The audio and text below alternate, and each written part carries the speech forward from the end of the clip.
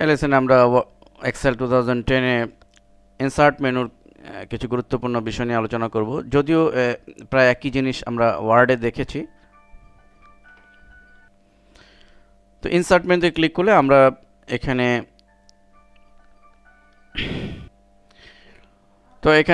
আমরা এই রিবনটির মধ্যে দেখুন ইলাস্ট্রেশন যে রিবনটি রয়েছে সেখানে আমরা বিভিন্ন অপশন দেখতে পাচ্ছি, পিকচার, ক্লিপ আর্ট। তো আমরা এখানে ক্লিক করে যে কোনো ধরনের পিকচার ইনসার্ট করতে পারি। আমরা পিকচারটি সিলেক্ট করে ইনসার্টে ক্লিক করলে পিকচারটি ওপেন হবে। ঠিক একইভাবে আমরা এখান থেকে ক্লিপ আর্টের পিকচার আনতে পারি, শেপ তৈরি করতে পারি। এখান থেকে যে কোনো ধরনের শেপ আমরা যদি নিতে চাই, লাইক আমি এই ধরনের একটি শেপ যদি তৈরি করতে চাই, তো শেপ তৈরি হয়ে গেল। এবং শেপ তৈরির পরে আমরা আবার ক্লিক করে এটির ড্রয়িং টুলের যে অপশন, বিভিন্ন অপশন আমরা দেখতে পাবো, সেটির মাধ্যমে আমি যে কোনো চেঞ্জ আনতে পারবো, আমি মডিফাই করতে পারবো। এছাড়া ইনসার্টে গিয়ে স্মার্ট আর্টের মাধ্যমে আমরা বিভিন্ন চমৎকার স্মার্ট আর্ট আমাদের অফিসিয়াল ডকুমেন্টের তৈরির জন্য আমরা করতে পারবো। লাইক আমরা যদি এই ধরনের একটি স্মার্ট আপ নিতে চাই, ওকে দিলাম, দেন চমৎকার স্মার্ট আর্ট তৈরি হলো। এবং এখানে আমি জাস্ট টেক্সট দিয়ে লিখে, আমি আমার মতো করে লিখে আমি একটি চমৎকার স্মার্ট আর্ট তৈরি করতে পারি।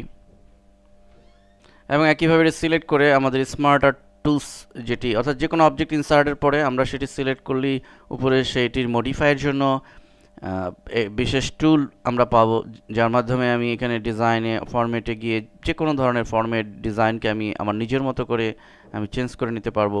এখানে আরও বিভিন্ন ধরনের থ্রি ডি স্টাইলের শেপ রয়েছে। এছাড়া আমরা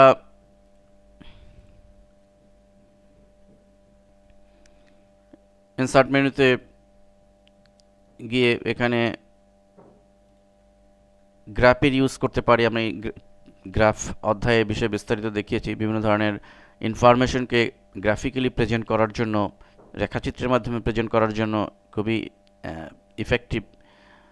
এখানে লাইন, পাই, বার ইত্যাদি গ্রাফ রয়েছে। এবং এখানে বিভিন্ন ধরনের লিঙ্কস দেওয়ার মধ্যে হাইপার লিঙ্ক ইউজ করতে পারি। আমরা যদি কখনো কোনো ইউআরএল দিতে চাই, লাইক আমি www.alherabd.com আমার নিজস্ব একটি সাইট, এই সাইটের কোনো আমি সাইটে দিলাম, এটি যদিও এন্টার দেওয়ার সাথে সাথে ইউআরএল হলো, অনেক সময় যদি এরকম ইউআরএল দেওয়ার প্রয়োজন হয়, আমরা সিলেক্ট করে হাইপার লিঙ্কে গিয়ে আমরা এই ইউআরএলটি দিতে পারি। অথবা ব্যাপারটি এরকম যে ধরুন আমি এখানে লিখলাম যে আওয়ার ওয়েবসাইট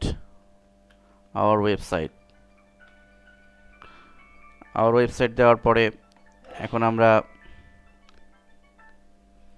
এটিকে সিলেক্ট করে এটার মধ্যে ধরুন আমি এই আলহেরা বিডি লিঙ্কটি দিব। তাহলে আমি এখানে সিলেক্ট করে আমি হাইপার লিঙ্কে গিয়ে আমি এই লিঙ্কটি দিয়ে দিলাম যে alherabd.com।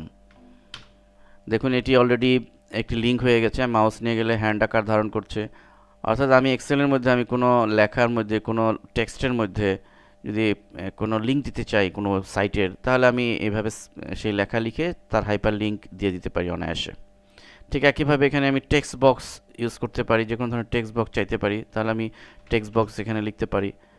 এবং টেক্সট বক্সে ক্লিক করলে আমি আবার এটার অপশন পাবো, ড্রয়িং টুলে, এবং সেখানে আমি টেক্সট বক্সকে ইচ্ছে মতো মডিফাই করে নিতে পারবো ইচ্ছা মতো। ঠিক একইভাবে আমি ওয়ার্ড আর্ট ইউজ করতে পারি আমার লেখার স্টাইলিস্ট করার জন্য। আমি এখানে যে লেখাটা লিখবো সেটি ইওর টেক্সট শেয়ার, এখানে ক্লিক করে আমি লাইক লিখলাম alherabd.com।